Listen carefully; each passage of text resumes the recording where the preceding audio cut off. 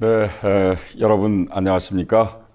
민주언론 시민연합과 국민TV가 공동으로 기획한 죽은 언론 되살리기 대토론 제2부 진행을 맡은 성경환입니다.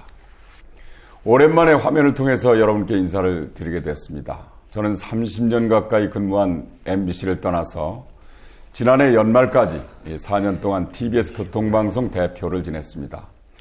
오랜만에 시청자분들을 만나게 돼서 설레기도 할 것 같았습니다만 오늘 주제가 저희 친정이라고 할 수 있는 MBC에 관한 무거운 얘기를 하는 거라서 그리 즐겁거나 행복한 진행은 유보해야 할 것 같습니다.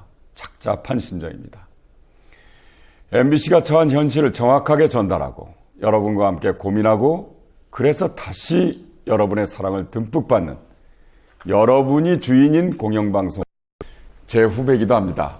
2012년 MBC 파업 때 해직된 해고 기자인데요. 파업 사태 이전에 언론노조 MBC 본부장도 지내셨죠. 네. 지금은 뭐 하고 계십니까? 지금은 그냥 자영업하고 있습니다. 네. 꾸루베라는 스피커를 만들고 있는데 참 이렇게 세 분을 모시고 오늘 MBC 얘기 좀 하겠습니다. 먼저 이명박 박근혜 정권 이후에 MBC가 참 많이들 변했다고 합니다. 전에는 편향성 얘기가 좀 나오던 이제는 아예 그 얘기조차 사라져버리고 존재감 자체를 의심하는 그런 분들이 많이 있는 것 같은데 민원연에서 방송 모니터 많이 하지 않습니까? 그렇습니다. 예. 네. 박서근 대표님께서 먼저 MBC 보도 쪽의 문제 좀 짚어주시죠. 예. 뭐 조금 전에 잊혀져 간댔는데 네. 지금 뭐 시청률 꼴찌죠. 공중파 중에서 뉴스 시청률 꼴찌입니다. 네. 그다음 각종 조사, 각종 지표에서 예를 들면 뭐 신뢰도, 그다음에 경쟁력, 네. 그리고 공정성 이런 뭐 제반 이 조사에서 네네. 막 부동의 꼴찌, 부동의 꼴찌가 돼 있고요. 그래서 뭐 한마디로 정리하면 국민들로부터 버림받은 MBC 뉴스 뭐 이렇게 돼 있고요. 뭐 이런 집회 장소 같은데 가면 많은 시민들이 MBC 카메라 치워라 이렇게 이야기하고 있는 아마도 뭐 거의 수준이 올 항쟁 당시에 광주 MBC가 불탔잖아요. 네, 그렇습니다. 예, 아마 그런 상황에 방불하지 않느냐 이렇게 생각을 하고요. 보도도 보면요. 최근에 뭐 몇 가지 사례만 이야기하면요. 2년 전에 약간 좀 이제 막가파식으로 편파 왜곡하다가 요새는 조금 더 뭐 그냥 바람잡이는 만드는 이런 식으로 그러나 굉장히 그 지능적인 왜곡 편파 보도를 하는데요. 4.13 총선에 다들 뭐 누가 봐도 어느 언론이든지 이거는 뭐 여소해야 되다. 그리고 새누리당에 대한 국민적 심파이다. 뭐 이렇게 됐지 않습니까?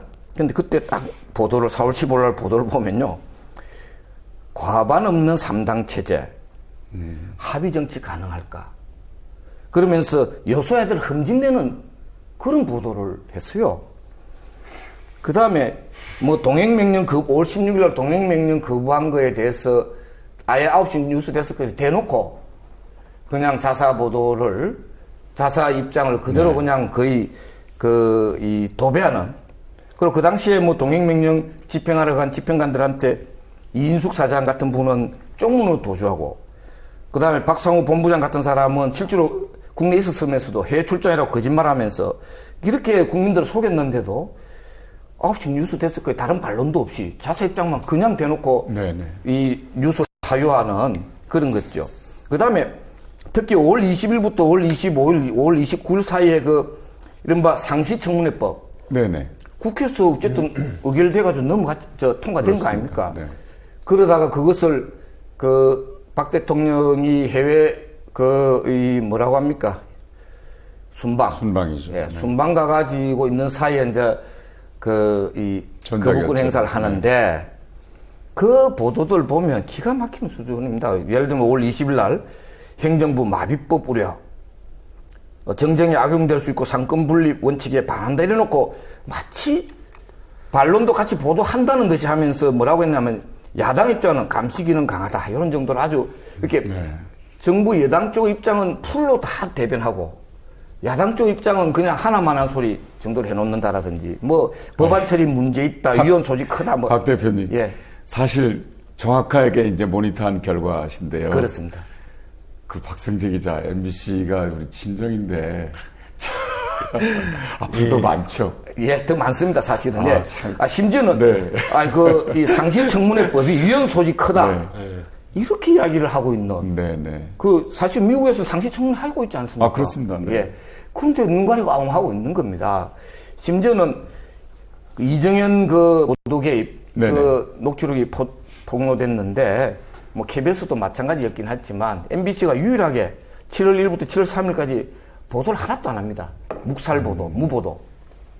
그 정말 가장 핫 이슈가 되던 그렇습니다. 문제인데요. 예. 심지어는 이 민변감시단체 출범해가지고요. 네. 자발적 북 지원 세력인 민변을 감시하는 TF가 떴다.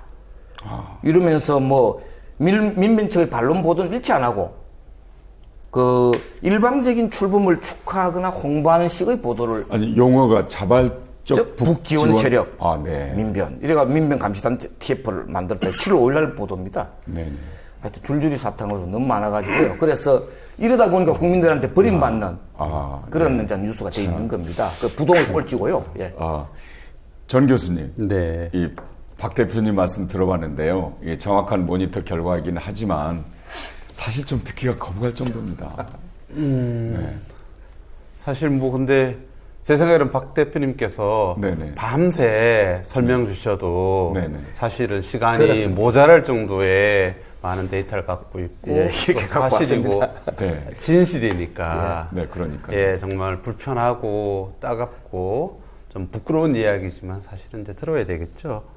오늘 여기 이제 같이 앉아 있으면서 박 대표님도 그런 생각 드시겠지만 우리 앵커와 우리 기자 그 당시 정말 MBC가 잘 구동될 때에 이제 에이스들 최고였죠. 그렇습니다. 네. 성경환, 박성재 이 팀들과 또 PD들과 언론 노동자들과 함께 할 때 그때가 이제 갑자기 이렇게 떠오릅니다. 네. 그러면서 정말 이곳이 MBC로 이렇게 고스란히 옮겨졌었으면 얼마나 좋을까 싶고 거꾸로 그곳에서 이렇게 활동하고 계실 분들이 이곳에 계시고 또 사실은 이렇게 앉아 계시지 못하다는 생각이 상당히 좀 마음이 착잡한데요.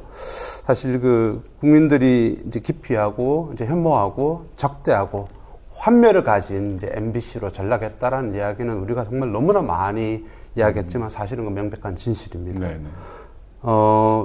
PD 수첩이나 시사 보도 프로그램 정말 명성을 가졌고 MBC를 아마 그쵸? PD 저널리즘의 정수가 아니었나 그런 생각이 듭니다. 그렇습니다.를 알렸던 정말 세계 내놔도 우리가 정말 부끄럽지 않았던 프로그램들인데요. 사실 제가 오면서 저도 마찬가지로 도대체 요즘은 뭐 하나? 왜냐면 제가 이제 안 보니까요. 네. MBC를 보지 않고 PD 수첩이나 이쪽 프로그램들 보지 않으니까 도대체 요즘 뭘 하고 있나 싶기도 하고 혹시 또 재밌거나 중요한 걸 하고 있는데 제가 이렇게 놓치진 않나 싶어서 한번 슬쩍 들여다봤습니다. 이렇습니다. 그 성폭력범은 왜 전자팔찌를 잘랐나? 박유천 성폭력 의혹 논란. 이게 PD수첩 아이템입니다. 당신의 반려견 어떻게 분양받으셨습니까? 백내장 수술 제대로 알고 있습니까? 이게 최근에 PD수첩 아이템입니다. 제가 알고 있는 여기 계시는 분들이 다 알고 있는 PD수첩, PD저널리즘은 큰 칼을 휘두르는 저널리즘이었습니다. 그리고 우리 사회의 어떤 아젠다를 그렇습니다. 세팅해서 우리 사회를 리드하는 그런 프로그램이었거든요. 큰 권력을 잡고 네. 정말 큰 모순을 짚고 중요한 어떤 의제와 핵심을 짚어내는 그런 저널리즘과 저널리스트들인데요. 이건 사실 종편에서도 우리가 너무 많이 봐서 지겨운 아이템들 아니겠습니까? 를 하고 있다는 것은 정말 국민이 부여한 큰 칼에 힘을 갖고 파리와 모기를 잡고 있다는 것. 이건 정말 슬픔을 넘어서 희극이죠. 그러니까 넌센스죠. 사실 두 분의 말씀을 들어보니까 지금 진실을 말씀하고 계시잖아요. 그렇습니다. 진실은 역시 불편하다는 생각이 듭니다. 당사자 입장에서. 박성재 기자 어떻습니까? 왜 이렇게까지 됐는지 좀 진단 좀 해주시죠. 부끄럽죠, 일단. 너무 네. 부끄럽고요. 지금 두 분 말씀하시는 게 반박을 도저히 할 수가 없으니까, 네. 제가 그대로 느끼는 거하고도 거의 일치하고요. 지금 아까 시청률 말씀하셨던 시청률은 사실 저는 중요한 게 아니라고 생각합니다. 네. 근데 문제는 이제 신뢰도, 공정성, 이런 것들이 사실은 이제 뉴스의 퀄리티와 관계가 된 거거든요. 그렇습니다. 네. 사람들이 스테이션 이미지, 뉴스 이미지를 결정할 때 항상 그런 지표를 무의식적으로 보통 생각을 하는데 그런 면에서 너무 저희가 이전에 몇 년 전에 MBC 뉴스는 시청률이 꼭 1등은 아니더라도 그렇습니다. 공정성, 신뢰도에만큼은 항상 1, 2위를 다투는 뉴스였었는데 그런 게 이제 아예 리스트에서 사라져 버렸으니까 제 후배들을 가끔 만나는데 후배들도 기운이 없고 마이크를 못 잡는 후배들이 훨씬 더 많지만 모든 게 이제 이 월급쟁이로 전락해가는 네. 그런 언론인들 후배들을 보면서 제가 되게 안타까워요. 근데 제가 93년에 MBC에 입사를 했는데 그때 이제 김영삼 정권 네, 시절 초기죠. 아닙니까? 네. 그러니까 언론이 퍼펙트하게 자유로운 시대가 아니었어요. 네.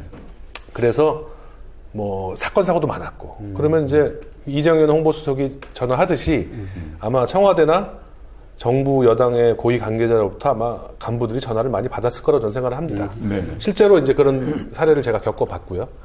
근데 그런 전화를 받으면 그거를 전달하지 않았어요.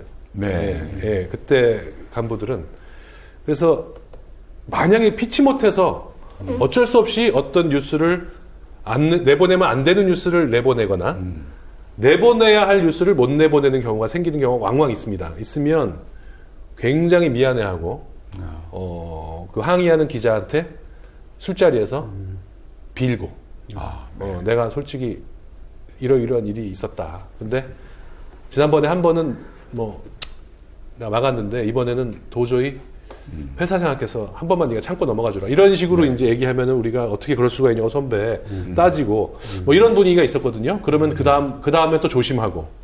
요새는 제가 얘기를 들어보니까 그런 뉴스에 대해서 조금이라도 이렇게 한마디를 하거나 부장이나 간부한테 데스크에게 항의나 아니면 이런 뉴스를 해보겠다라고 얘기를 하면 바로 좌파 기자로 찍힌답니다. 그러니까 이 모든 걸 진영 논리로 이렇게 해가지고 너는 빨갱이 기자냐? 네가 왜 그런 걸 대변하려고 하느냐? 아까 민변을 그런 식으로 이렇게 하듯이 솔직히 이 우리 사회가 그 진보 보수를 이제 좌우 진영으로 딱 나눠가지고 지금 그런 이념 공세가 강화되고 있지 않습니까? 이게 이 정권이 쓰는 수법인데 그게 그대로 이제 이 MBC 보도국이나 시사 프로그램 만드는 부서에도 투영이 돼서 간부들이 마치 길거리에 나가서 집회하면은 종북 좌파고 세월호 유가족 지지해주고 같이 시위하면은 종북이고 하듯이 그런 조금이라도 없는 사람, 힘든 사람들을 위한 뉴스를 하자, 힘센 사람들을 비판하는 뉴스를 하자라고 이렇게 발제를 하거나 주장하는 기자들이 이제 좌파로 몰리면서 그 취재 부서에서 이렇게 쫓겨나는 배제되고. 그런 상황이 이제 벌써 지금 김재철 사장 이후로 5, 6년 이상을 진행되고 있으니까 철저하게 기반이 붕괴됐다. 공정방송은커녕 기본적인 어떤 그 팩트를 전할 수 있는 시스템 자체가 붕괴된 게 아닌가 저는 이런 생각을 하고 있습니다. 참 박성재 기자 얘기를 들으면서 말이죠. 우리 사회의 가장 큰 문제점이 이 프레임으로 나눠서 서로 다투는 거잖아요. 그 중에 하나인데 민주주의 사회라는 게 다양한 생각을 가진 사람들이 평화롭게 공존하는 사회가 민주주의 사회 아니겠습니까? 공영방송은 적어도 그런 다양한 생각들이 시장에 나와서 소통하고 그걸 공론화하는 과정을 거치고 하는 게 공영방송의 역할이 아닌가 하는 생각이 드는데 저는 사실 교통방송을 운영하면서 핵심 미션을 그렇게 정했거든요. 시민소통의 광장이다. 이거는. 그렇게 이제 노력했던 강수이기에 또 좌파적이다. 이런 사실 시비가 붙게 됐었죠. 그러니까 한국 사회에서는 다양성을 조금만 지향하거나 진실에 가까이 다가가려는 것들은 좀 더 그렇게 이제 이렇게 붙여지는 거죠. 사회가 잘못돼 가면 아, 적어도 공영방송은 그걸 바로 잡는 구실을 해야 되는 거 아니겠습니까? 그렇습니다. 진실을 잘 현출해서 네. 판단은 약간 또 조언을 하지만 기본적으로 판단은 시청자들이나 시청자가. 국민들이 하는 네. 그렇게 가는 게 맞는데 좀 그렇게 편가르기를 조장하는 식으로 가는 것은 해도 해도 너무한 수준이다. 우리 박성재 기자가 그 MBC가 그렇게까지 된 것을 좀 진단을 해주셨는데 두 분은 왜 그렇게 됐다고 생각하십니까? 네. 짧게. 기본적으로는 이 권력의 그 방송 장악. 에서 일단 기본적으로 생각됐고요. 그 과정 속에서 노조를 중심으로 양심 있는 언론인들이 저항을 하니까 네. 무자비한 탄압. 그것도 막 거의 그 상식을 초월하는 그런 뭐 가까이 탄압. 지난 아마 한 그 4, 5년 동안의 그런 이 탄압사를 보면 제가 자료를 쭉 보니까 굉장히 많더라고요. 네. 자료를 다 읽을 수도 없는 이런 정도 상황인데. 박성재 기자도 우선 당장 해고. 그렇습니다. 이 양반도 지금 뭐 나중에 백종문 녹취록에 나오지만 해고당할 그 당시에도 이미 제 민원연 논평을 보니까 네. 이 두 분의 최승호, 박성재 기자 저 두 분은 이 근거도 없이 해고했다라고 저희들이 비판을 했더라고요. 예. 이미 그 당시에. 그 당시에. 예. 근데 굉장히 저희들이 의아하게 생각을 했거든요. 네. 의아하게 생각해서 비판을 했는데 아니나 다를까 백종문 녹취록을 보니까 그랬구나 하고 딱 확인이 되는 이런 상황인데요. 기본적으로는 아마 방송 장악인데요. 이렇게 비판을 받으면서 하는 이유가 뭘까? 저는 이런 생각을 했습니다. 요새 뭐 그걸 절감하는데 이 정권, 이 박근혜 새누리 정권은 기본적으로 아마 이 권력은 외국 방송과 편파 보도에서부터 나온다. 이거 옛날에도 많이 듣던 소리죠. 네, 그렇습니다.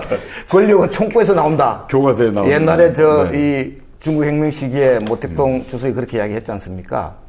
거꾸로 권력은 그 외국 방송과 편파 보도에서 나온다고 굳게 믿고 있는 것 같아요. 그래서 권력을 움켜쥐기 위해서 계속 유지 또 연장하기 위해서 막 무슨 욕을 듣더라도 아마 방송 장악하면서 편파 보도를 계속 강행하려고 합니다. 그래서 그냥 보통의 수단은 잘 안 되고요. 아마 거의 굉장한 힘을 국민들이 힘을 몰아줘야 아마 해결되지 않을까 생각합니다. 박 대표님께서는 이제 권력이 언론을 장악하기 때문에 이제 그런다. 그런데 사실 권력이라는 게 그렇게 다 천사는 아니지 않습니까? 그렇습니다. 어느 권력이나 언론을 장악하려고 하고 언론을 핸들링하려고 하는 그런 속성이 있긴 한데 그럼에도 불구하고 역시 사람의 문제다 하는 생각이 들어요. 아까 박성재 기자가 김재철 사장 말씀을 하셨잖아요. 전 정말 희대의 인물이라고 생각해요. 저는 이제 김재철 사장과 근무를 좀 오랫동안 했습니다만 제가 아카데미 사장 때도 그분이 본사 사장이었거든요. 네. 근데 좀 접촉을 해보니까 어떻게 이런 사람이 사장이 되었지 하는 그런 생각을 끊임없이 해왔습니다. 근데 전 교수님. 근데 한마디만 네네네. 요렇게 김재철 씨 개인에게만 돌리는 거 제가 별로 적절하지 않다고 생각합니다. 아, 그렇습니까? 지금 하고 있는 분들 보세요. 백종문 씨나 그 다음에 안강한 씨나. 그게 털을 닦아놨죠. 그렇긴 해. 네. 저는 일단의 무리들이 있다고 네네. 보는 겁니다. 네네. 개인이 아니다. 네네. 예, 이렇게 보는 겁니다. 그런 이제 그런 측면에서 또 권력은 당연히 언론을 장악하려고 하고 핸들링 하려고 하는 그런 속성을 가지고 있지만 그러나 내부의 인물들이 얼마든지 그걸 커버할 수도 있고 하는 그런 생각이 드는데 언론 특히 보도 기능은 권력을 항상 권력과의 긴장관계를 형성하면서 시시비비를 가리는 거거든요. 그래야 되는데 그래서 워치독이라고 하지 않습니까? 근데 애완견이 됐다는 거죠. 사람들이 그 내부에 있는 사람들이. 그래서 그 성앵커께서 말씀하신 거를 제 식으로 이렇게 풀이해 보면 사실은 MB 정권이나 현 정권은 공영방송 MBC를 와해시키지 않고서는 탄생, 재생이 될 수 없다라는 것을 일찌감치 이제 판단하고 등장한 정권들입니다. 그러니까 당연하게 그 공영방송 MBC 저널리즘을 이제 말 그대로 초토화시키면서 이제 들어왔을 건데요. 말씀 주시다시피 안으로부터 내부로부터 이렇게 조응한 세력이 없었다라면 이렇게 철저히 와해 구축되지는 않았었을 겁니다. 그래서 그 내부의 기회주의자들, 내부로부터 권력을 탐했던 존재들, 실력은 없고 공영방송의 철학이 없고 저널리스트로 사실 실패했지만 권력의 어떤 그런 욕망은 들끓었던 존재들. 그들이 사실은 이제 뉴라이트 정권, 보수 우익 정권의 탄생을 자기 이제 영생이랄까요, 재생의 기화로 봤다. 이 둘이 협작한 이 더블 플레이, 이 공작에 외부 시민사회, 운동 진영 이쪽이 말 그대로 역부족으로 나가 떨어졌다.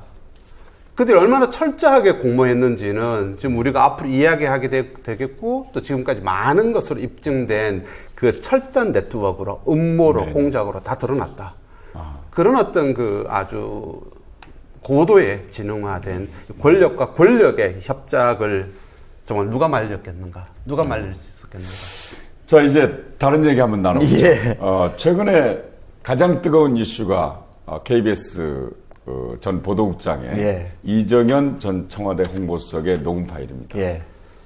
KBS에는 이정현 전 청와대 홍보수석의 녹음 파일이 있다면 예. MBC에도 비슷한 게 있거든요. 이른바 백종문 녹취록이라는 게 예. 있는데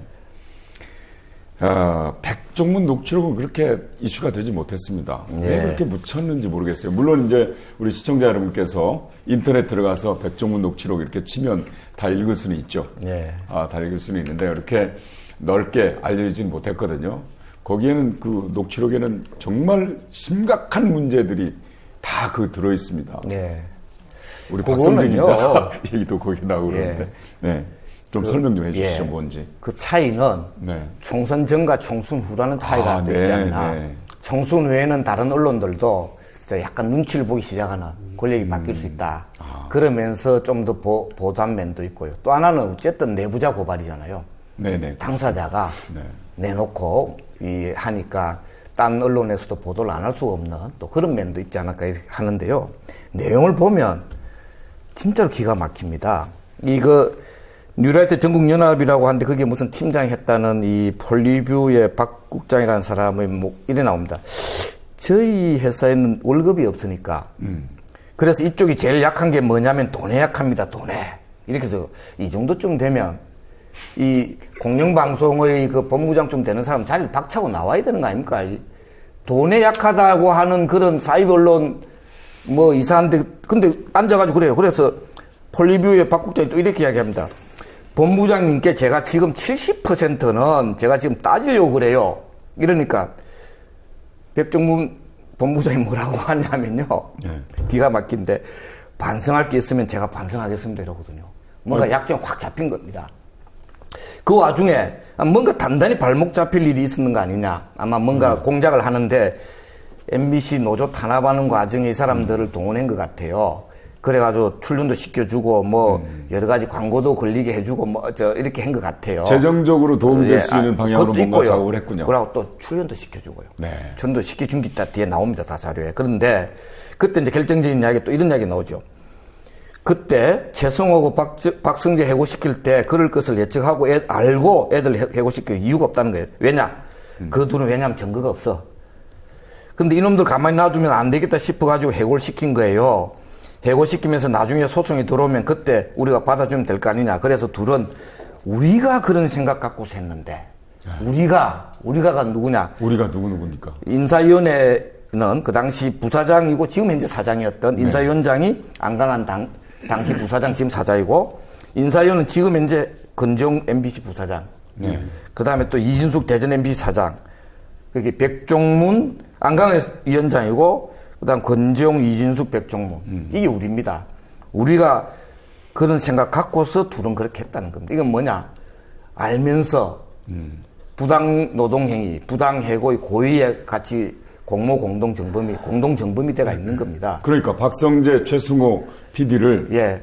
아무런 증거 없이 그냥 해고시켰다. 예, 자기도 왜냐하면 증거가 없어. 자기들이 이실직고를 한 거죠. 이실직고를 한 겁니다. 예. 이게 녹취록이 이제 폭로가 됐는데 계속 뻔뻔하게 오리발 내고 있고요. 심지어는 굉장히 교활한 게 그날 그 폭로는 본래 당시 최민희 전 의원이 이 폭로를 했는데 폭로한 보도가 된 그날 저녁에 MBC 뉴스에 보복 보도를 합니다. 뉴스 데스크에서 남양주 출마 최민희 의원 선거법 위반 논란 내사 이래가지고 팽지 돌출로 들고 나와 보도를 그건 해요. 사실 보도였습니다. 본래 한 5해쯤 전에 네. 남양주 지역신문에서 뭐 이 보도를 했는데 그 당시에 아마 모 정보기관과 모 기관의 고위 관계자가 개입해가지고 막 그렇게 했다는 소문들이 막 파다했던 그런 내고 5일 동안 아무런 그게 없었는데 뜬금없이 그걸 들고 나와서 보도를 한 거예요. 그건 거의 뭐 찌라시 수준의 보도인데요. 그러니까 이런 걸 보고 이 정도쯤 되면 이거는 저 거의 양아치 수준 아니냐. 그러니까 예. 백종문 본부장이 그 볼리뷰 뉴스 그 담당자 만난 것도 예. 만나서 그런 얘기 한 것도 기억이 맞지 않는 거고. 예, 그렇습니다. 예. 예. 그런 얘기를 나눈 것 자체가 우습고요. 아까 제가 이야기했잖아요. 네. 돈에 약합니다. 돈에 이러면 그런 사람 일 나야 되거든요. 네네. 그 앉아있는 데다. 그 다음에 70%는 따지겠다고 하니까 제가 사갈 일 있으면 사가겠다고 이야기하는 했거든요. 그러다가 그런 이야기가 나온 거예요. 전 교수님, 네. 어떤 문제가 있는지 좀 짚어주시죠. 그러니까 박 대표는 말씀하신 그 우리가 이제 고 인물들인데요. 사실은 좀 더 확장해서 저는 해석할 필요가 있다고 보여집니다. 네. 그 방송국에 그래도 뭐 빵빵한 직위에 있는 사람들이 그렇게 자리를 박차지 못하고 거기에 정말 달라붙어 있고 함께 공모를 하게끔 하는 그 우리의 풀은 상당히 넓을 수도 있다. 네, 그렇습니다. 그러니까 MBC를 짓밟고 초토화시키는 데는 내부의 귀재주자들만이 가담하고 공작해서는 되는 게 아니죠. 이렇게 플레이하기 위해서는 당연하게 외부가 간섭을 했기 때문에 그 듣보잡 인터넷이 거기에 있는 사람이 겠죠. 그러니까 그 우리가 도대체 누군지, 그 우리들이 어떻게 MBC 노조를 탄압하고 프로그램을 말 그대로 통제하고 했는지가 사실 적나라하게 이제 나타난 일종 공작 정치의 말 그대로 그 증거가 드러났다. 이렇게 보여줄 수 있을 것 같고요. 그 공작 정치는 MBC에만 제한되지 않다라는 데서 더욱더 큰 함의가 있는 거죠. 그러니까 YTN에서도 그럴 수 있는 것이죠. 충분히 그랬을 것 같고요. 그리고 결국은 MBC에 대해서도 마음에 안 드니 정권의 탄생과 유지를 위해서 말 그대로 조져야 됐으니 그랬다라고 하는 게 만약에 맞다면 YTN에 대해서도 그랬을 가능성이 상당히 높다는 것이고요. 그래서 억울하게 해직되고 선한 프로그램들이 말 그대로 목이 잘리고 또 참여가 필요한 출연자들이 정말 참여가 불가능해지고 존재해야 될 어떤 정의로운 프로그램들이 삭제되는 이런 어처구니 없는 일들이 왜 벌어졌는지 그 배우의 우리가 누군지가 이제 드러났다는 것이고요.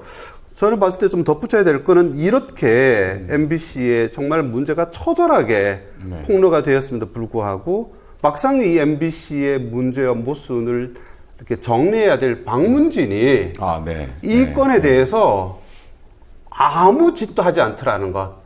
그래서 존재의 의의나 가치나 책임을 완전히 0%로 그냥 가져가더라는 것. 그러니까 청와대 조인트 가해는 말 그대로 박문진이라는 것의 무력함을 여실하게 보여줬다라는 것.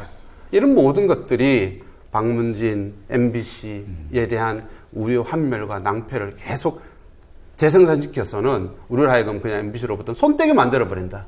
정말 다른 말로 하면 MBC와 시청자 대중을 불화시키는 또 다른 하나의 어떤 이 작태였다라는 것. 그런 점에서는 정말 분노를 금치 못할 것 같습니다. 박문진의 무력함을 말씀하셨습니다만 어쩌면 전략일 수도 있겠다는 생각을 지금 이 순간 하는데요. 박성재 기자는 당사자잖아요. 녹취록의 주인공일 수도 있는데 해고 당시에는 왜 해고되는지 몰랐다면서요? 그때 이제 인사위원회에 저하고 최승호 PD가 이제 차례로 불려갔어요. 불려갔는데 제가 이제 들어가가지고 그때 제가 이미 정직을 받고 있는 상황이었습니다. 제가 부장이었기 때문에 부장의 신분으로 파업에 참여했다는 이유로 다른 이제 간부들하고 함께 정직 1개월을 이미 받아가지고 이제 그 정직 중인 상태에서 다시 저만 인사위원회에 불려간 거거든요. 그래서 내가 이건 나를 해고하려고 하는 거다. 정직인 사람을 다시 불렸다는 건 그거보다 더 무거운 건데 더 무거운 건 해고밖에 없잖아요. 그렇습니다. 그래서 당신들 나 해고하려고 하는 것 같은데 내가 왜 해고돼야 되는지 이유를 좀 들어보자. 그랬더니 이진숙 당시 이제 본부장이 제가 이렇게 무슨 신문 같은 거에 나와 있는 사진, 집회하고 있는 노조원들이 집회하고 있는 사진 뒤에 쪽에 제가 혼자 서 있는 사진하고 그다음에 또 무슨 CCTV 사진인데 그것도 저 후배들이 집회하고 있는데 저쪽에 나랑 다른 선배들이 몇 명이 서서 그걸 보고 있는 사진, 뭐 이런 거를 들이밀면서 제가 파업을 지휘했다는 거예요. 그래서 제가 이 사진 2장이 파업을 지휘했다는 어떻게 증거가 되느냐? 파업을 지휘했다면 집행부가 하는 건데 저는 전직 위원장일 뿐이지 전혀 집행부하고 관계가 없는 사람인데 내가 왜 파업을 지휘했다고 하느냐라고 물어봤더니 대답을 안 해요. 그러더니 그 당시 그 진행을 맡은 어떤 분이 토론을 하려고 하지 말고 나가라는 거예요. 그래서 아니 이 양반들아, 당신들은 직장인에게 해고라는 것은 살인인데 네. 사형을 선고를 내리려고 하는 재판부에게 피고인이 진술할 권한을 안 준다는 게 말이 되느냐. 그러면서 제가 재판 과정에서 이 지금 모든 진행된 이 모든 말들이 정확하게 다 재판에서 다시 다 까질 것이다. 속기록을 정확하게 적어달라. 그리고 제가 나왔습니다. 그리고는 이틀 뒤인가에 해고가 됐는데 이제 해고 사유는 기각문란. 기각문란. 뭐 그렇게 기각문란이라는 아무런 뭐 딱 그 네 글자 없죠. 그거 말고는 없었어요. 그래서 뭔가 이제 예를 들어서 이렇게 봤던 것 같아요. 그러니까 이제 PD 쪽에서는 최승호 선배를 뭔가 좀 이렇게 영향력 있는 PD. 그리고 기자 중에서는 저를 후배들의 영향력이 있는 하고. 제가 기자협회장도 하고 노조위원장도 하고 그랬으니까 그래서 이렇게 해가지고 먼저 대가리를 딱 쳐버리면 쟤네들이 쫄지 않을까 뭐 이런 생각을 하지 않았을까. 당시 그러니까, 이제 김태철 사장과 그 임원들이 두 사람이 뭐 리더십이 있다는 게 증명이 됐네요. 네, 참 제가 웃고는 있습니다만 사실은 저런 후배들을 볼 때 그냥 가슴이 먹먹합니다. 저는 힘도 없는데. 저는 그 녹취록을 보면서 제가 이유 없이 해고됐다는 거는 뭐 다 아는 거였으니까 그렇게 화가 나지 않았는데 그 다음 말이 굉장히 분노가 치밀었어요. 뭐였냐면은 일단 자르고 쟤네들이 알아서 재판해도 몇 년 걸리니까 YTN 같은 경우는 뭐 6년 걸렸다 이런 얘기까지 하면서 6년 동안 니들 그냥 밖에서 고생해라. 어차피 우리는 재판 지면 그때 복직시키면 된다. 이런 말을 했거든요. 백종문 씨가. 그 녹취록에 그게 나오죠. 있습니다. 예. 그래서 정확히 이런 워딩은 아니지만 이런 취지로 말을 한 게 있어요. 그래서 그 말에 제가 화가 많이 나더라고요. 그러니까 저 사람들에게 저도 후배인데 후배의 6년이라는 인생이 정말 아무것도 아니구나. 특히 저는 이제 40대 중반에 해고가 돼가지고 기자로서 가장 왕성하게 제대로 일을 해보고 싶은 후배들과 함께 그럴 때였는데 벌써 지금 그 양반들 예언대로 4년이 넘어갔거든요. 이제 6년으로 향해 가고 있는데 그렇습니다. 최소한 6년 정도는 걸릴 거라고 본 거겠죠. 그 사람들도. 그게 많이 화가 났었어요. 네, 희망은 있습니까? 모르죠. 뭐. 지금 사실 제가 이제 후배들을 만나면 절반은 절망하고 절반은 뭔가 신락 같은 희망이라도 찾으려고 노력하더라고요. 의식적으로. 스스로 싸워야 되는데 스스로 싸울 힘을 이미 이제 사라졌어요. 동력이. 지금 동력이. 왜냐하면 노조가 너무 힘들게 170일을 싸웠는데 완전히 이제 처참하게 짓밟혔잖아요. 그 기억들이 다 있어가지고 그리고 사실은 파업으로나 뭐 어떤 쟁의 행위로 싸우는 것보다는 기자나 언론인은 기사와 프로그램으로 저항을 해야 되는데 제일 중요한 인사권이라는 무기를 이제 마구 휘둘러서 징계와 부당 정보, 그러니까 마이크를 못 잡게 하고 기사를 못 쓰게 하고 프로그램을 못 만들게 하는 이런 식으로 이거는 이제 합법의 어떤 경영권의 어떤 틀을 빌려가지고 이렇게 회사를 만들어 버리니까 저항할 수 있는 어떤 기본적인 그런 게 많이 사라졌죠. 너무 실망 안 해도 될 것 같아요.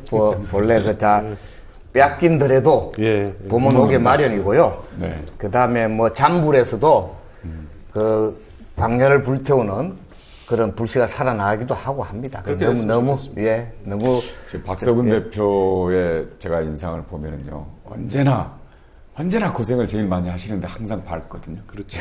별 희망을 저렇게 항상 갖고 계시기 때문에 그런 게 아닌가 생각했는데, 최근에 이제 그 뉴스를 보니까요. 예. 이제 신문 기사에서 예. 저는 물론 봤습니다만 예. 트로이컷이라는 예. 문제가 예. 국회 업무보고에서 등장하더라고요. 예. 이게 보니까 해킹 소프트웨어라고 하는데 예. 이걸 무슨 직원들, MBC 사원들 컴퓨터에 다 심어놔가지고 예.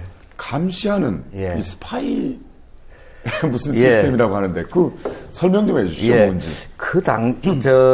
2012년도에 노조가 170일 파업할 때, 또 네네. 이야기가 좀 됐던 내용이죠. 근데 그때는 워낙에 뭐 파업 투쟁이 길게 가다 보니까 요것만 특별히 쟁점은 안 됐던 상황인데, 그 당시 파반 중에 김재철 사장의 법인카드 불법 유용, 네네. 배임, 그게 이제 사용 내역이 이제 폭로가 됐지 않습니까? 네네, 그렇습니다. 그러니까, 이거는 회사 내에서 유출된 거다, 자료가. 그러면서 회사 쪽에서 이른바 스파이 프로그램, 트로이컷이라고 하는. 그래서 뭐, 그걸 하면 회사 인트라넷에 접속하는 순간 이메일, 메신저, 첨부 파일들이 싹 다 감시되는 그런 건데요. 그래서 그 당시에 이제 노조에서 재판을 걸었어요. 손해배상 청구 소송도 하고 형사 고소도 하고 했는데 형사 결과는 이제 어떻게 됐냐면 차재실 전 정보 콘텐츠 실장이 500만 원 벌금형을 받았고요. 네. 정보 보호법에 따라 가지고 그다음에 김재철, 안강환, 그다음에 이진숙, 임진택 전 감사, 네. 그다음 조규성 신사업개발센터장, 당시에는 뭐 국장이었죠. 그리고 차재실 당시 지금은 정보 콘텐츠 실장인데 그 당시에는 부장이었는데 이런 사람들은 공동 불법 행위자로. 이건 대법원이 그렇게 결정한 겁니다. 대법원 판결이 났습니다. 네. 1,500만 원 배상하라. 노조와 본인 당사자들한테. 그래가지고 이게 대법원 확정 판결이 5월달에 된 겁니다. 네네. 그것이 5월달에 대법원 확정 판결이 됐기 때문에 당연히 이제 국회에서 문제가 됐겠죠. 네네. 그래서 이거는 이미 논란이 아니고 법원의 확정 판결에 의해서 팩트도 정리됐고 네. 위법성도 정리된 건데 아무런 후속 조치를 안 하고 있는 공영방송의 현 사장이 공동불법행위자로 대법원에서 그거 됐고요. 또 그 사주를 받은 네. 실무자들이 실무자들이 형사처벌까지 또 받는 민형사상으로 다 정리가 된 겁니다. 그런데도 국회에서도 딴소리하고 있고 네네. 또 이 방문진 방송문화진흥회 방문진에서도 징계하라고 요구하는 이사들의 주장에 대해서도 계속 오리발 내고 있는 상황이고요. 사실은 더 가관인 거는요. 네. 이거는 사실은 잘 알려져 있지 않은데 굉장히 저도 참 이 선수들 어떡하나 하는 생각을 하는데 네. 이 MBC가 네. 언론 노조를 대고 트로이컷에 대해서 이제 이 발표를 하니까 언론 노조를 대고 뭐라고 이야기하냐면 언론 노조 방송 장악 정치 공작을 중단하라는 거예요. 누구한테? MBC 회사가 네. MBC 경영진이 언론 노조를 보고 네. 방송 장악 정치 공작을 중단하라고 성명을 발표를 해요. 언제 그랬습니까? 그게 언제냐면 7월 달입니다. 7월 1일 날. 예, 제가 성명서까지 갖고 왔는데요. 보도자료. 그래서 언론 노조를 향해서 네. 노영 방송으로 만들겠다는 정치적 업무를 즉각 중단하라. 방송을 장악해 노영 방송으로 만들려는 정치 노조와 그 세력의 어떤 시도나 공격에도 단호하게 대응해 정치적 독립과 자율성을 지켜낼 것이다. 예. 7월 1일 날 발표한 MBC의 보도 자료고요. 그 다음에요. 이게 굉장히 또 기가 막힌 게요. 대법에서 확정 판결이 났는데도 뭐라고 지금 우기고 있냐 하면요. 외부의 해킹 시도와 정보 유출로부터 문화방송의 업무 시스템을 보호하기 위해 추진된 것이고 트로이컷이 사찰 프로그램이라는 언론 노조의 단정은 결코 사실이 아닌 아주 민주적 주장이라고. 그럼 그 대법원에 항의를 해야죠. 대법원이 5월달에 확정 판결했는데. 그러니까. 그러고 형사 판결도 다 했고. 사심제도를. 그런데도 우기고 있는 겁니다. 말하자면 이게 눈 가리고 손바닥으로 하늘을 가리면서 계속 우기고 있는. 제가 이제 이 사람들 네. MBC 지금 현재 그 집단들의 특징은 네. 항상 적반하장. 네. 그 다음에 거꾸로 뒤집어서 강변하는 억지 주장하는. 그래도 봐주는 사람이 있으니까 누구냐?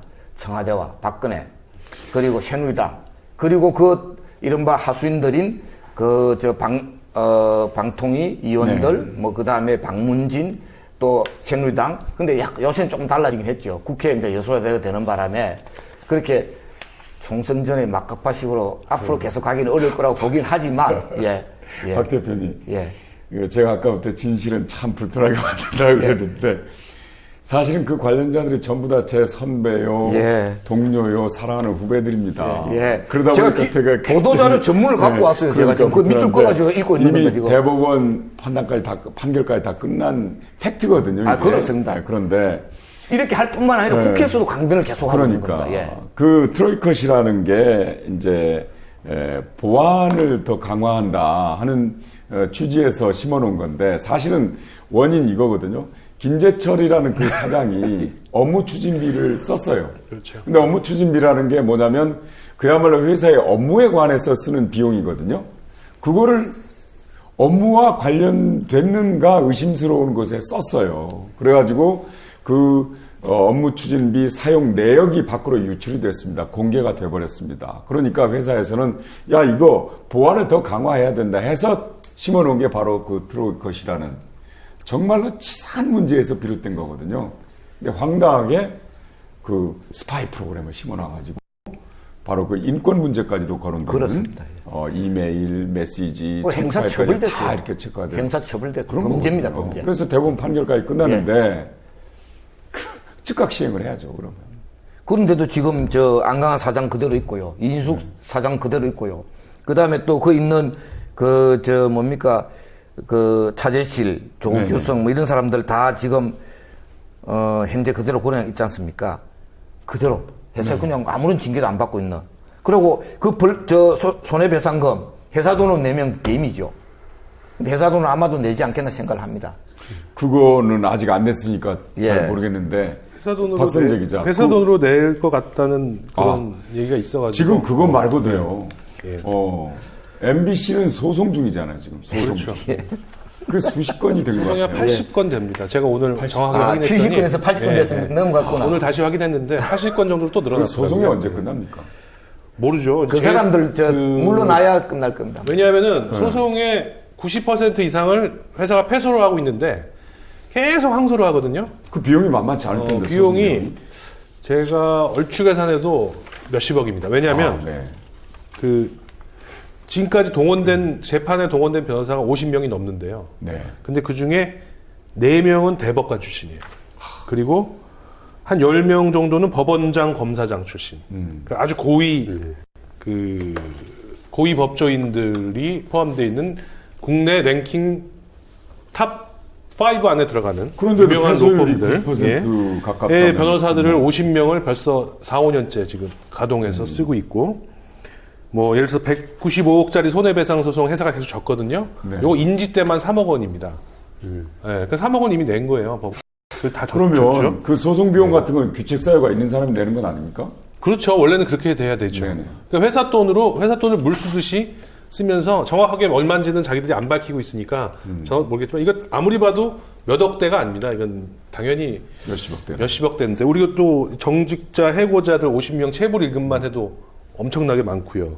그다음에 그 별도로 50명의 변호사를 썼다고 아까 제가 말씀드렸잖아요.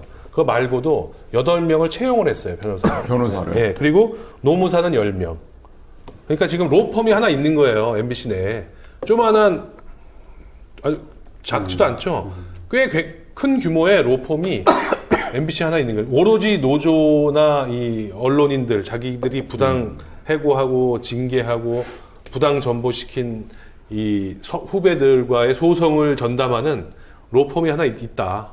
저는 이렇게 보고 있습니다. 그러니까 이거를 전부 다 회사 돈으로 다 하고 질 때마다 또 반발하는 자기들 성명서를 내면서 좌파 뭐 아까 여기 나오듯이 그런 식으로 또 진영 논리를 몰고 가고 그러면서 이렇게 하는 사람들이 과연 저는 솔직히 이렇게 뭐 소송 한번 이길 때마다 이제 반갑지도 않아요. 맨날 이기니까. 조합원들이나 우리 선후배들이 맨날 이기거든요.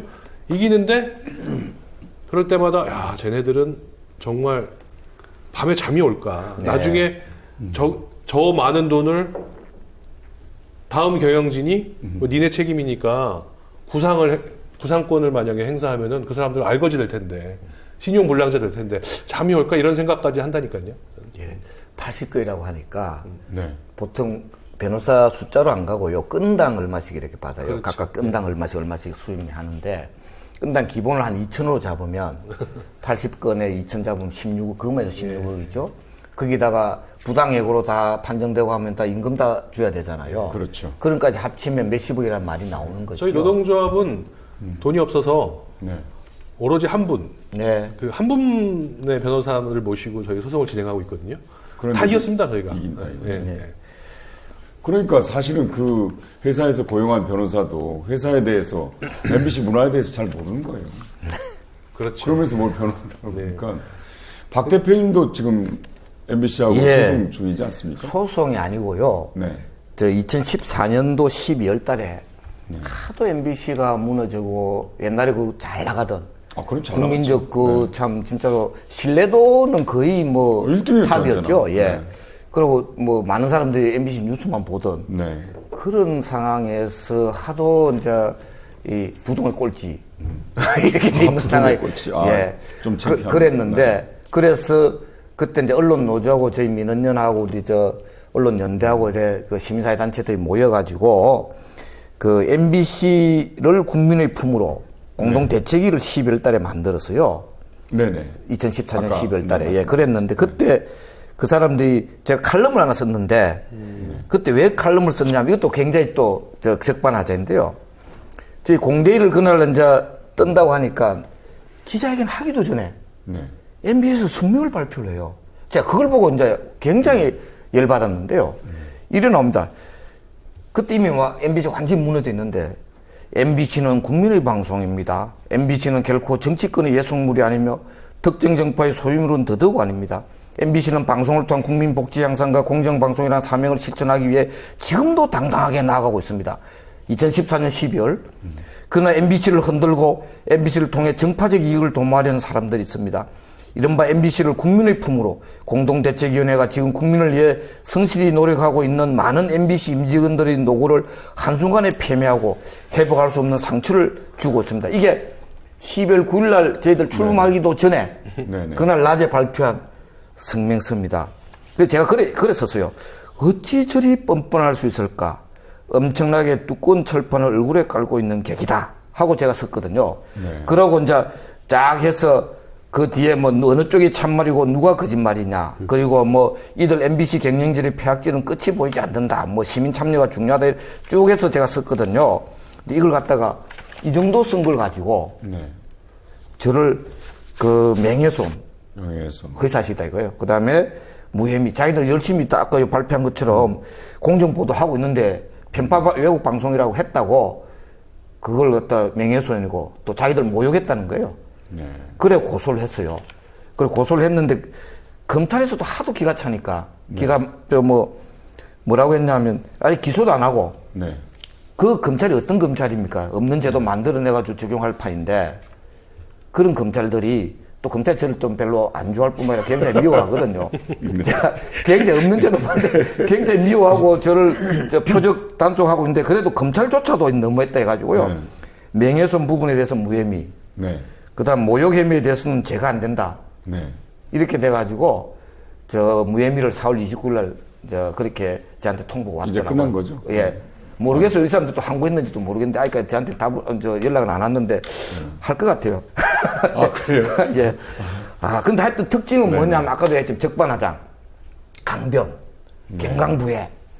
그러면서 완전히 손바닥으로 하늘 가리면서 뻔뻔하게, 저 표현을 그렇게 했잖아요. 이거는 어찌 저리 뻔뻔할 수 있을까? 엄청나게 두꺼운 철판을 얼굴에 깔고 있는 게 후한무치다. 예.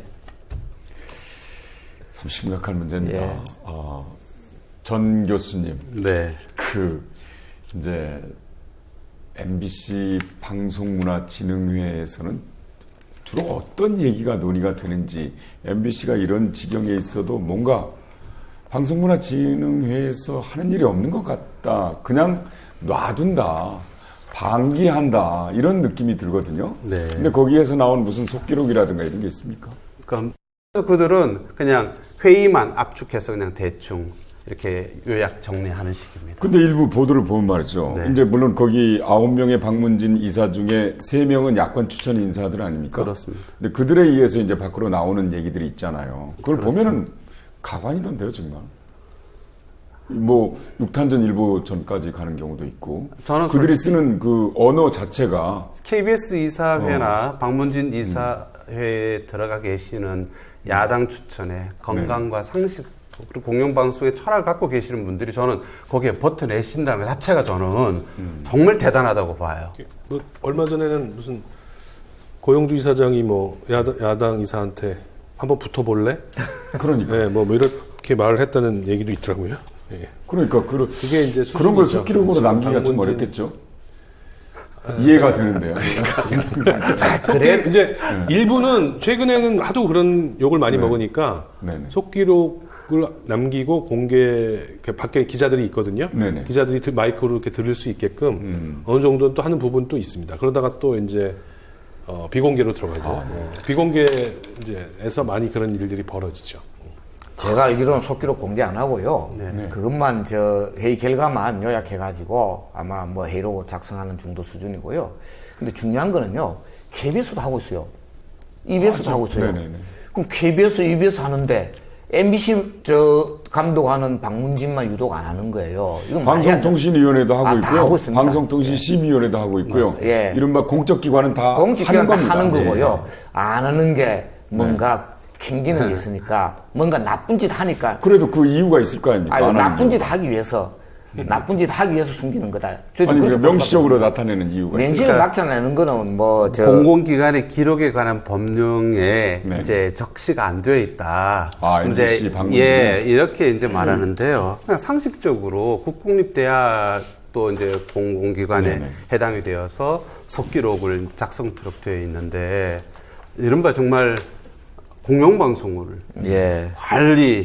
관장하는 그 주요 기구가 그걸 속기록을 예. 하도록 한다는 것 자체가 상식적으로 부합되면 누구나 다 알 수 있는데 스스로 그렇게 그 빠져나가는. 그래. 앵커께서 물어보신 그거는 뭐라고 이야기하고 있냐면 여당 네. 저는 야당 추천 이사 여당 추천 이사 안 맞다고 생각해요. 틀렸다고 이야기를 하는데 네. 이제 일부 몰지각한 이사들이 뭐라고 이야기하고 있냐면요. 이렇게 이야기합니다.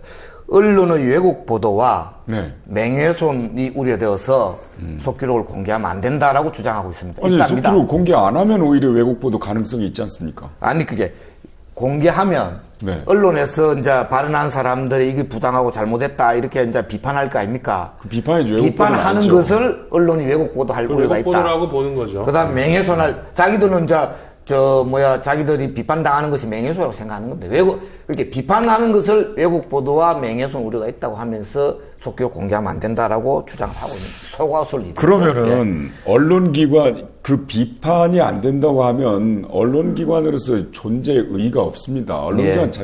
언론기관이라는 게 비판을 주 목적으로 하는 거예요. 네. 비판이 언론기관의 사명입니다. 그렇습니다. 예. 네. 근데 이런 걸 보고 언어의 길이 막혀 있는 끊겨 있는 겁니다. 예, 언론에서 언어 도단의 일을 하고 있는 겁니다. 근데 저는 그런 생각이 들어요. 과거에 MBC가 찬란했던 시절, 우리 전규찬 교수님께서 항상 말씀하시는 그 시절에도 방문진이 있었거든요. 이런 제도가 그대로 있었습니다. 그렇습니다. 6대 3의 구조로 있었는데 그때는 왜 그랬을까? 그때는 왜 좋았을까? 그런데 지금은 왜 나쁠까? 제도 똑같고 그 사람의 수도 똑같은데 문제는 그러면 그 구성하는 인물들의 문제가 있지 않나 하는 생각도 드는데요. 물론 인물들의 문제도 우리가 빠뜨릴 수 없겠죠. 그러나 네네. 더 큰 거는 네. 그 박문진이라고 하는 덮개를 네네. 썩지 않도록 이 안에 골마가는 것들을 정말 그냥 이렇게 가릴개로 이렇게 작용하지 않도록 하는 사회적인 외풍이라는 게 있죠. 그러니까 그 점만 하더라도 여기 두 분 계시는 분들이 MBC를 건강하게 만들 때만 하더라도 한국에는 민주주의가 싹트고 있었고 발전하고 있었고 희망으로 우리가 보고 있었던 데죠. 네네. 지난 정권과 현 정권 바깥은 우리는 정말 겨울공화국, 헬조선 뭐 이런 어떤 우리의 정말 악몽의 지경들, 재난의 어떤 파경을 우리는 말하고 있습니다. 바깥으로부터 건강한 감시와 정말 희망의 목소리들이 나오고 그게 공영방송의 정말 구조를 왜 압박을 하고 그래서 건강하게 돌아갈 수 있도록 하는 그 풍토 자체가 없는 거죠.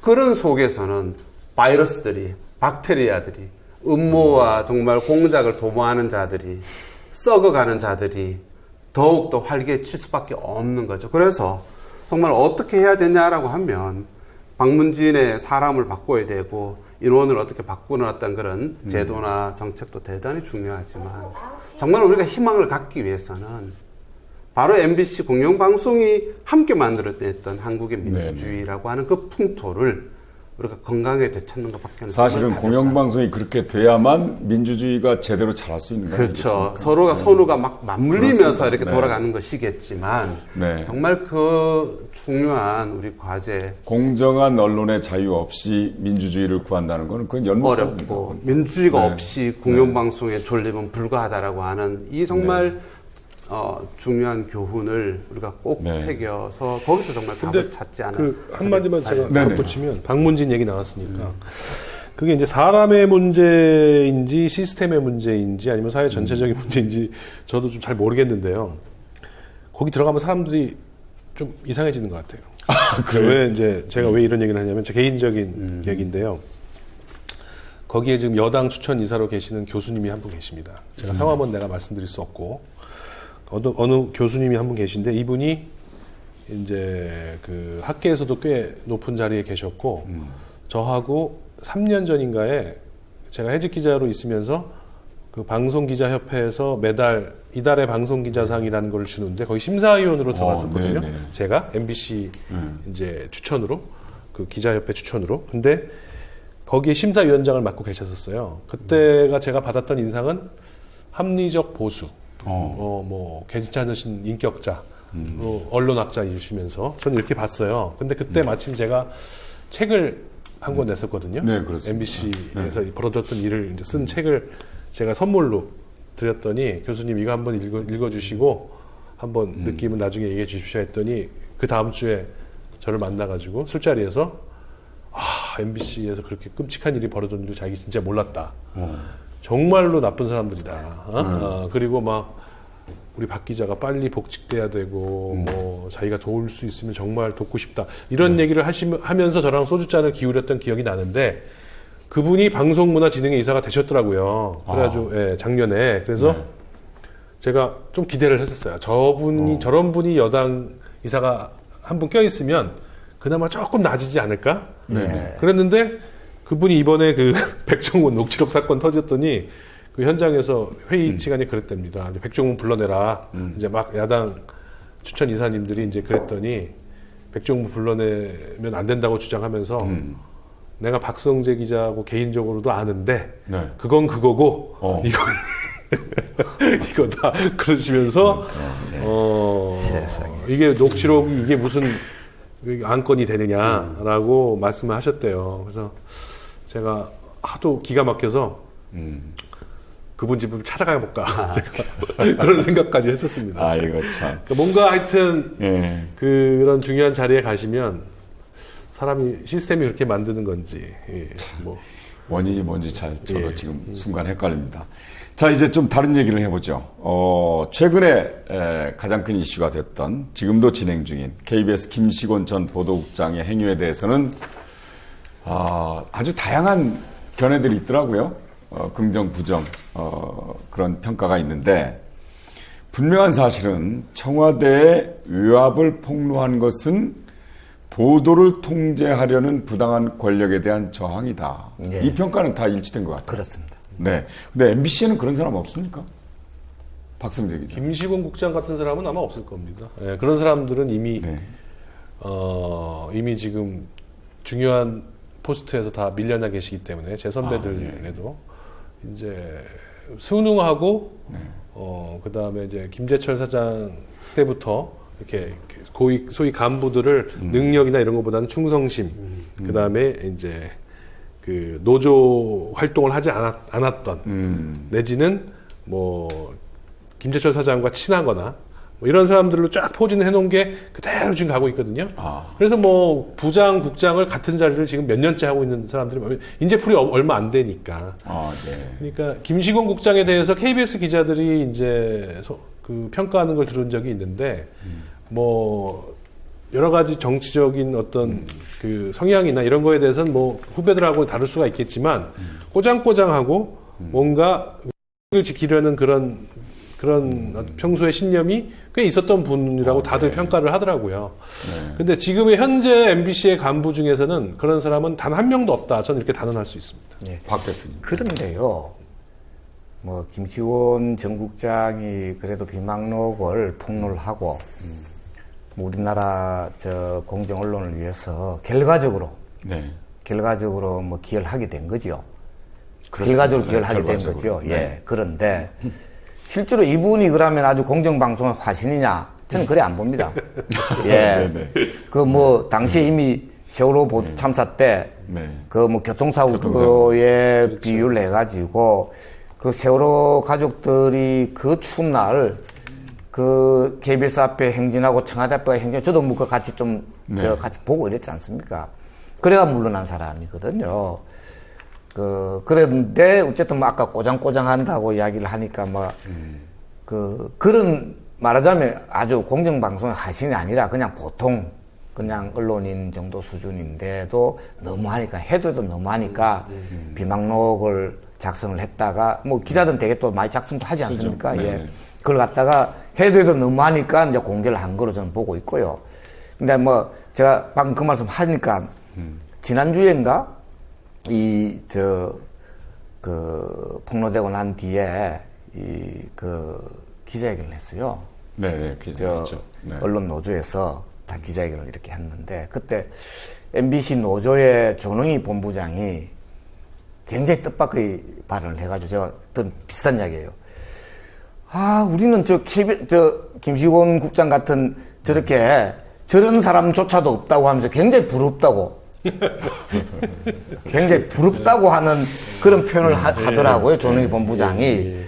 그 앞에 전제는 이 양반이 그런 공정방송을 하신 아니다라는 걸 하면서도 그는 부럽다.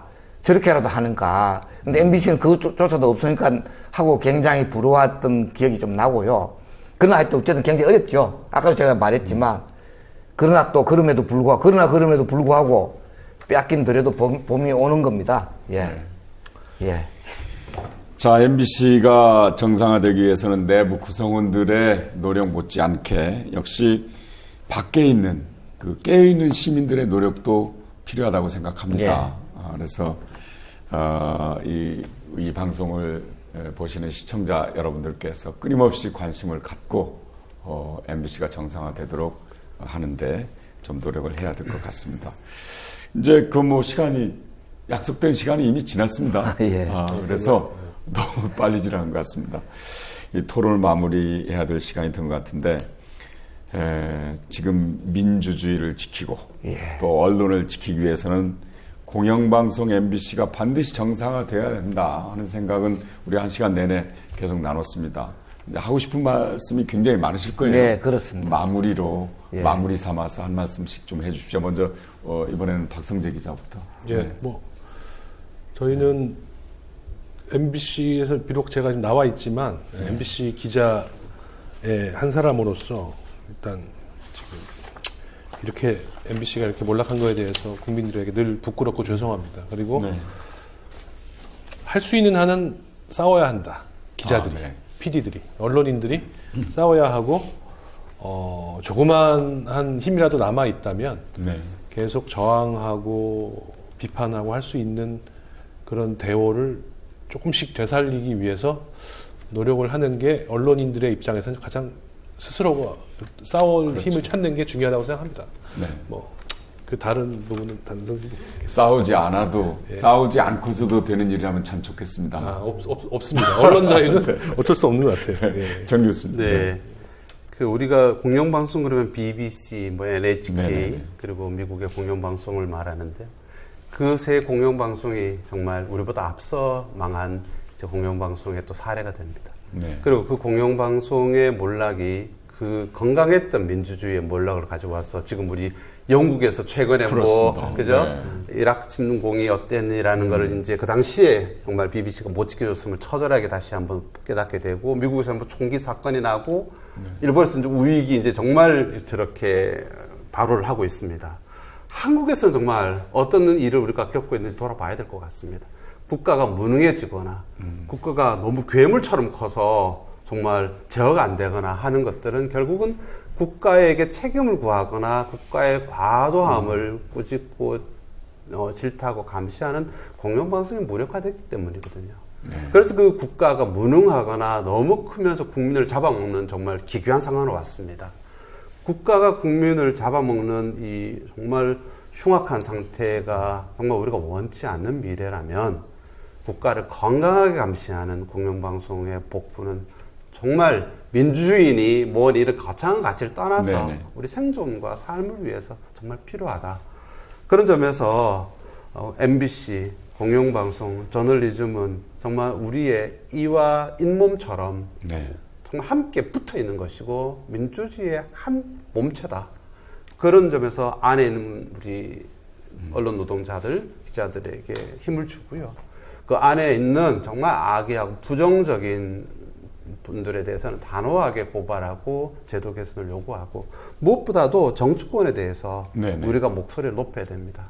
지난 정권, 올 정권, 당연히 이 현 정권이나 여당은 물론이고 야당도 너무 이 언론 문제를 말 그대로 혹은 졸로 봅니다.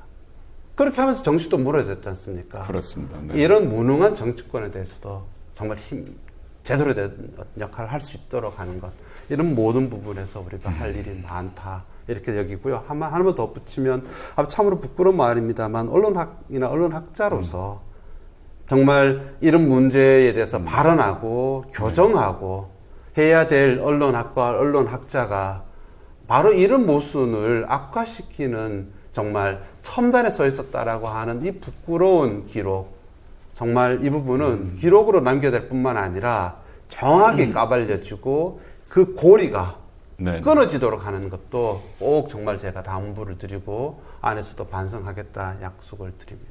공감합니다. 박 대표님. 예. 지금 뭐 유신독재 시대로 회귀하느냐 뭐 이런 이야기까지 나오고 있지 않습니까? 그 우리 사회의 진정한 민주화 과제와 공정 언론을 만드는 과제가 선호의 문제가 아니라 동시 진행돼야 된다 이렇게 봅니다. 그 과정에서 우리 전 대표님도 말씀하셨지만 이제 지금 이 국면에서는 이때까지 시민들이 많이 싸웠고 또 MBC 노동조합원들이 많이 싸웠고 MBC 구성원들이 많이 싸웠는데 야당이 여소야대 된 기념으로라도 야당이 똑바로 해야 된다. 제가 한마디로 딱 이야기하면 야당이 똑바로 해야 된다. 그렇게 생각하고요. 그리고 어쨌든 줄탁동치라고 했습니까? 동시줄탁이라고 했나? 안에서도 싸우고 네네. 밖에서도 깨어난 시민들이 네. 민주주의를 지키기 위해서 공정언론 지키게 해야 되고요. 제가 그 고소당한 그 글에 네네. 그 기자의 견문을 인용하면서 이렇게 제가 끝을 냈어요. 예, 그렇다. 천리길도 한 걸음부터라고 했다. 한 번 해서 안 되면 두 번 하고, 두 번 해서 안 되면 10번, 20번, 아니 100번, 1000번이라도 계속해서 기필코 공영방송을 바로 세워야 한다. 우리나라의 민주주의가 여기에 달려있기 때문이다. 전략적 집중점으로 우리 함께 MBC를 국민의 품으로 시민행동을 시작하자. 이렇게 네. 했습니다. 이제 말씀 들어보니까 여소야대 상당히 희망을 거시는 것 같아요. 뭐 우리가 여소야대 구조. 절망할 수는 없고요. 희망보단 촉구하는 예. 겁니다. 네, 축구에 사실은 맞죠. 희망을 걸었었는데 네. 요새는 조금 그래요? 희망이 사그라들려고 하고 있는 거예요. 그 87년도 객체적인 방법이 아니라 네네. 주권자인 국민들이 네. 촉구를 해서 야당이 똑바로 안 하면 야당도 심판하는 네네. 그런 방법으로 가야 됩니다. 오늘날의 방송문화진흥회의 그 지배 구조는 말이죠. 87년 6월 항쟁 이후에 총선에서 여소야대 구조가 됐거든요. 88년 총선에서. 네. 그래서 MBC에서 MBC 노조가 중심이 돼가지고 지분의 70%를 KBS에 위탁 관리하고 있었습니다. 그걸 도로 찾아가지고 이걸 어떻게 하느냐. 예. 자, 이제 여소야대가 됐으니 MBC를 국민의 방송으로 만들자. 그러기 위해서는 이제 70%를 국회에 주자. 예. 국회에서 국민을 대신해서 뭔가를 만들어 달라고 하자 해서 만든 게 방송문화진흥회입니다. 그렇습니다. 예. 네, 그때 여소야대 구조였거든요. 예. 나중에 이제 90년대 3당 합당 되면서 역정이 되긴 했습니다만 여소야대라는 게 정치의 여소야대라는 게 언제든지 변할 가능성이 있는 그런 겁니다. 그래서 완전히 우리가 절대 믿을 건 못 되지만 그래도 희망의 불씨는 좀 가져야 되지 않겠는가. 그래야 살죠. 그래. 네. 박성재 기자도 그래야 바로 복직을 하고요. 자, 시간이 다 됐습니다. 언제 들어도 기분 좋아야 할 친정 얘기를 지난 몇 년 동안 사실 별로 기분 좋게 말을 못 들었습니다. 또 오늘 오랜만에 MBC 얘기를 아주 착잡한 심정으로 나눴습니다. 그러나 언제까지나 이러지는 않을 거라고 믿습니다. 함께 고민하는 분들이 많기 때문에 즐겁고 또 행복한 마음으로 MBC를 말할 때가 반드시 올 거라고 믿습니다. 관심 많이 가져주시고 또 지켜봐 주시면 고맙겠습니다. 6부작 대토론 죽은 언론 되살리기는 매주 화요일 오후 8시에 생방송으로 진행됩니다. 다음 주에는 제3부 기득권 수호의 천병 종편 대해부를 방송하고요. 출연자는 민원연의 김원경 사무처장과 이병남 언론학 박사 그리고 더불어민주당의 한 의원분께서 참석할 예정입니다. 이어서 제4부 가짜 여론 선도하는 주류신문과 연합뉴스 그리고 제5부는 언론 민주화를 위한 여소야대 야당의 역할은 이렇게 의문부호가 있습니다. 그리고 제6부는 국민의 힘으로 기울어진 운동장을 바로 세우자 이렇게 매주 화요일 저녁 8시에 방송이 됩니다. 앞으로도 많은 관심을 부탁드립니다. 오늘 도움 말씀을 주신 박서군 대표님, 전규찬 대표님 그리고 박성재 기자 수고 많으셨습니다. 고맙습니다. 자, 여러분 끝까지 시청해 주셔서 고맙습니다. 다음 주 이 시간에 다시 뵙겠습니다. 안녕히 계십시오. 감사합니다.